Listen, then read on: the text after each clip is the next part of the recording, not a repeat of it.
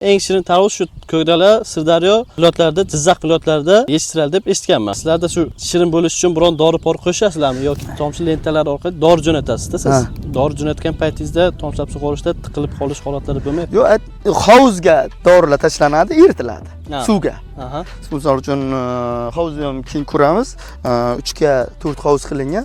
O'shaning ichiga xaltalardi, misol uchun silitera, amofoz, gumma shularni to'kamiz. Suv quyib eritamiz. Turadi bitta. Erigandan keyin ikkinchi nasoscha bilan surib olamiz. Bir xil joylarda Ko'kdalada men bilishimcha eng shirin tovush shu Ko'kdala, Sirdaryo viloyatlarida, Jizzax viloyatlarida yetishtiriladi deb eshitganman. Sizlarda shu shirin bo'lish uchun biron dori-por qo'shasizlarmi yoki yo'q, o'zi tabiiy issiqligimiz yaxshi. Qashqadaryo, Surxondaryo o'zi issiqlikda pishiradi. Tushunayapsizmi? Eng asosiy bizlarda shirin bo'lishiga sabab issiqlik. Issiqlik tufayli shirin bo'ladi. Hech qanday dorilar qo'shilmaydi. Yo'q, dorilar misol uchun hamma joy qo'shadigan me'yorda qo'shiladi. Chunki bunga ko'p qo'shsayat o'zi ko'tara olmaydi.